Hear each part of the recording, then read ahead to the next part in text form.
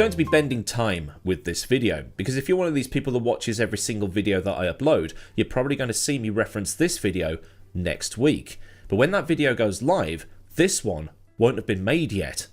I know. You know, I'm always looking for new ways to level up the stuff around here because you got to keep it fresh, haven't you?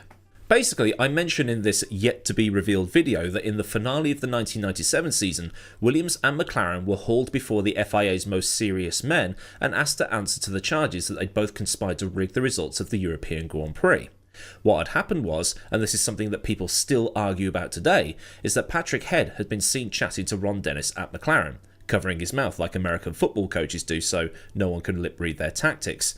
And he basically said to Ron, "Look, we just want Jacques to get to the end. His car is damaged. If he finishes the race, we got what we came for. We win the championship. And your boys are clearly quicker, so just know that Jacques will move out of the way and he won't give you any trouble. Just make sure that Mika and David don't give him any trouble." They also had to answer to extra allegations that Williams and McLaren had both conspired to work together to hold up Eddie Irvine so he couldn't help Schumacher. The charges were dropped, given that there wasn't enough evidence, but the whole ending to that race was just funny.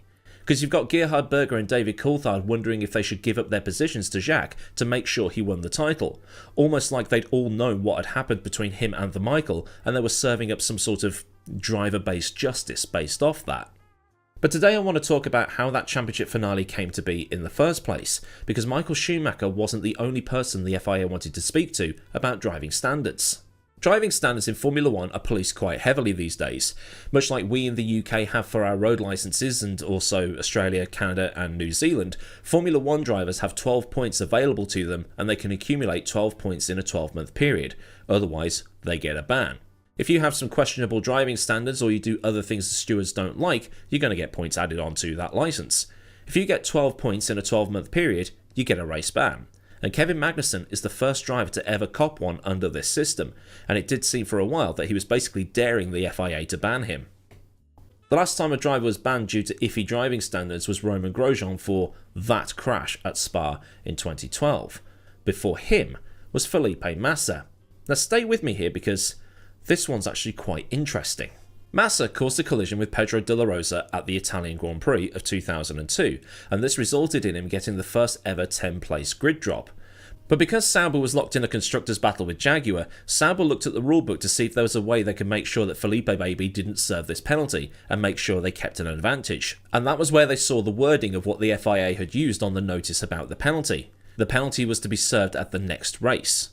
The next race, not the driver's next race. What Sauber did was use a 4000 IQ move for the US Grand Prix Indianapolis. Massa had this penalty that he had to serve, so they simply took Massa out of the car and put Heinz-Harald Frentzen in. Frentzen could then qualify as normal without serving any kind of penalty whatsoever, and then at the race after that, Massa simply came back and carried on as normal. But the previous ban to this, I say ban, it was kind of like a voluntary ban, it was a ban, was to Jacques Villeneuve. And this leads us neatly back to the main story. Like with Massa, JV's ban is quite a strange situation. It was basically the culmination of several incidences over the course of the season where he and Schumacher were locked in a battle for the championship, one that he and Williams seemed intent on losing that year. Villeneuve had solidified his title favourite status for 1997 at the Australian Grand Prix, qualifying on pole by such a margin that his own teammate was nearly 2 seconds behind, despite being second on the grid. And it resulted in Pedro Diniz needing an exemption from the stewards to be able to take part. Such was the insanity of JV's pole time. You could do a similar thing if you still play Grand Prix Manager 2 by Microprose. You know, some people do play these old retro games. If you tell your drivers do or die in qualifying, you are guaranteed to have a 1-2 on the grid so long as the cars don't crash. Even with 40. It's insane. Everybody from like 6th down is outside of the 107% rule and needs like a pass from the stewards to be able to race. That game was so broken. While Villeneuve didn't win the Australian Grand Prix due to retiring, he did win the Brazilian and Argentinian Grand Prix. But even then, he needed some luck at Interlagos because he was off at turn 1 and got lucky with the red flags that voided the start. Frentzen would take his only win of the season in San Marino, and it looked like 1997 would be the same as 1996, until Ferrari started coming back at Monaco onwards. Schumacher won Monaco, Canada and France. Villeneuve won at Silverstone for the second time in as many years, and also won at Hungary. Sad Damon Hill noises. At the Nurburgring, Villeneuve was given another break when Schumacher was wiped out by his own brother. Basically, what happened was Ralph tried to overtake his teammate Fisichella at turn 1 and ended up getting looped up into the air. As he came down, he landed on top of the Ferrari, and Schumacher, Ralph that is, Fisichella and Katayama were out on the spot. Schumacher continued for another 2 laps before his suspension gave out, and that was it, he couldn't continue. Up ahead, Villeneuve was behind the 2 McLarens, and they both blew up, leaving Villeneuve unchallenged to win the race. Driver 1 Williams won that race, and in doing so it gave the man whose name must not be used in F1 games basically one hand on the championship. Remember that the point structure in these days was 10, 6, 4, 3, 2, 1, so first down to 6th. So if Villeneuve managed to lead the Japanese Grand Prix with a 10-point gap or more over the Michael, then that was the championship sewn up, because no matter what happened at Jerez, the points gap could not be overhauled. Essentially, John Newhouse needed to just finish ahead of Schumacher at Suzuka, and that was that. Coming out of the race at the Nürburgring, Villeneuve had 77 points and the lead of the championship. Schumacher had come into that race with a 1-point lead and left like 9 points behind, and then Frentzen was even further back on just 35 points. Now, Frentzen had gone into the race at the Nürburgring with a 1-point advantage over Coulthard, but thanks to DC's retirement, Frentzen had extended that lead, but he was now under threat from Malaysia in the Benetton. Berger was 6th on 24 points, Fisichella a respectable 7th, and then Eddie Irvine being the best role model for Perez in 8th. Panis was 9th, even with all those races missed due to his leg injuries at Canada, and then Hakkinen in 10th. A driver that should have had way more points, but his car just kept breaking down. In the last 2 races at the A1 Ring and the Nürburgring, Villeneuve had scored 20 points, while Schumacher had scored just 1. But while it should be a case of simply finishing ahead of Schumacher to get both hands on the title, things weren't going so well for the French-Canadian singer-songwriter. For every round of the 1997 World Championship, there would be 4 practice sessions. 2 on Friday, like they do today, and then 2 on Saturday morning before qualifying. And I guess there's a 5th practice session, the warm-up on the Sunday morning, where the teams sort their race setups out and the drivers get used to running with heavier fuel tanks again, because they won't have done any long-distance running since Friday afternoon or so. Oh yeah, it was a very different time back then. You could expect the top teams to be fitting race-specific engines into the car on Sunday morning, using the more powerful qualifying ones just for Saturday. 30 minutes into the first of the 2 Saturday morning practice sessions, yellow flags were being shown at the spoon curve, as Jos Verstappen's Tyrrell had come to a stop due to a fuel pickup issue. The marshals at the side of the track, this being in the days before these super bright light stations got installed, held out yellow flags to warn the drivers of the fact that there was a car on the outside of this particular corner. While the yellow flags were out, 2 Japanese marshals ran out to retrieve the Tyrrell, with one getting in the car to steer and the other pushing it. But in the rush to move the Tyrrell, it ended up in the barrier and couldn't be pushed much further, so they had to call out a JCB to help. While the tractor, JCB, telehandler, whatever catch-all term you want to use was out, a white flag was then issued to indicate a slow-moving vehicle on the circuit. Any American race fans watching might be a little bit confused by this, because, understandably, you'll be hardwired to think that white flag means final lap, but under European racing rules, white flag means slow car on the circuit. But the marshals seemed to f that up as well, and ended up getting Verstappen's car caught on the barrier, so the white flags were replaced by waved yellows. There's 3 tiers to yellow flags in Formula 1, at least there was back then, it might have changed. Stationary, waved, and double waved. Stationary waved yellows means that there's a hazard, but it's not in the general vicinity of where you are, so it might be, off the circuit, but you still need to be careful and slow down a bit with no overtaking allowed. Waved yellow means that the hazard is in a place where it might get in the way, and there might be marshals on the track, so you really do have to slow down. And then you have double waved yellows, which means danger close, like the track is obstructed or completely blocked. You must slow down. And double waved yellows are often accompanied by the safety car boards, at least in the modern day. Villeneuve and at least 5 other drivers, although some sources state that 9 other drivers, just completely blew through that section, ignoring the yellow flags.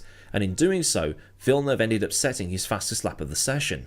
Villeneuve, Michael, Herbert, Barrichello, Katayama and Frentzen all went through that waved yellow section without lifting.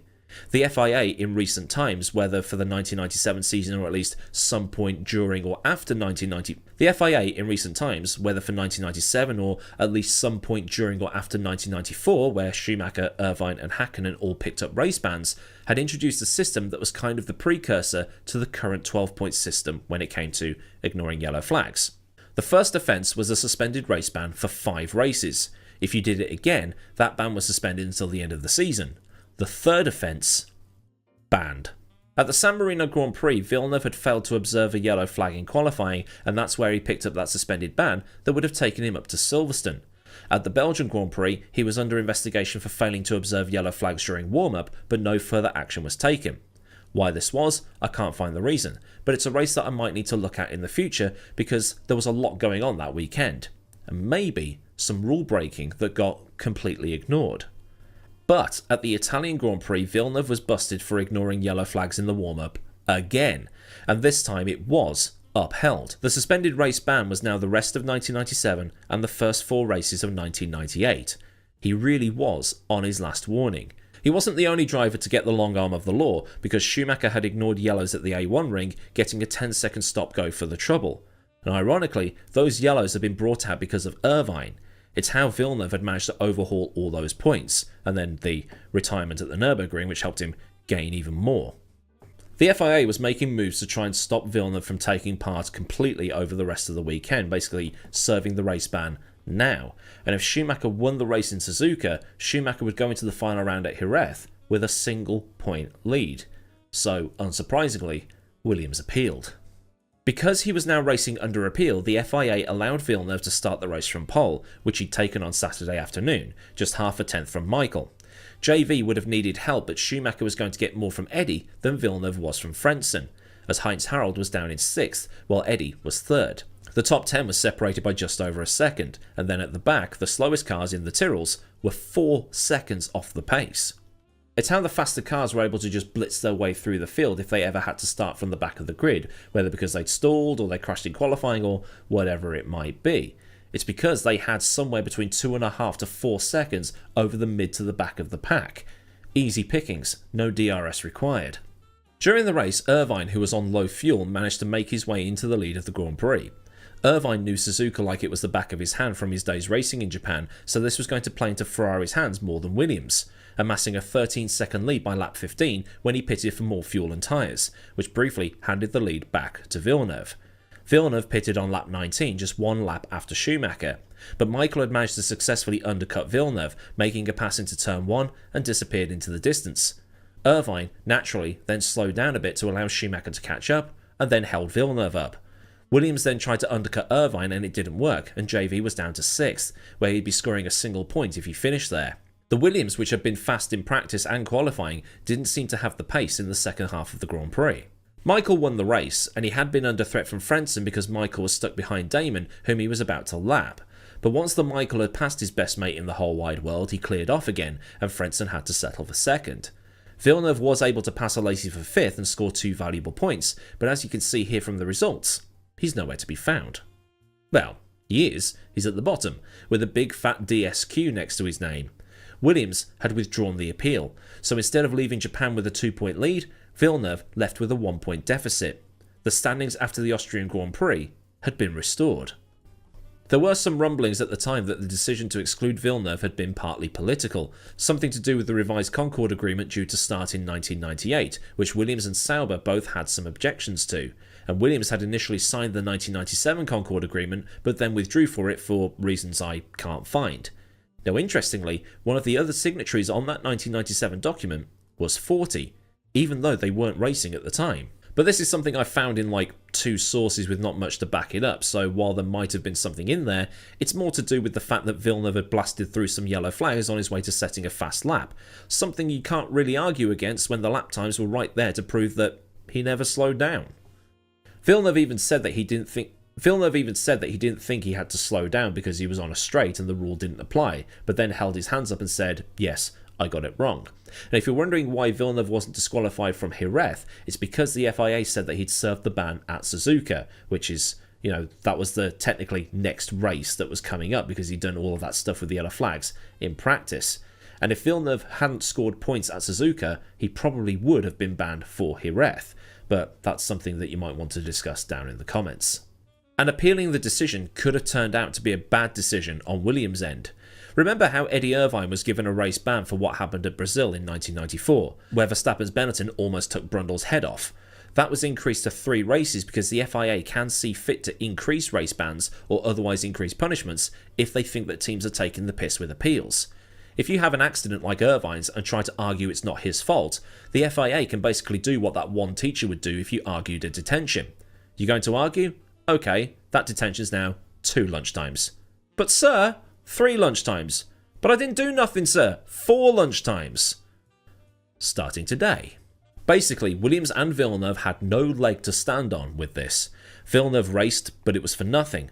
Schumacher left with the points lead intact, so it was like neither driver wanted to win the championship that year.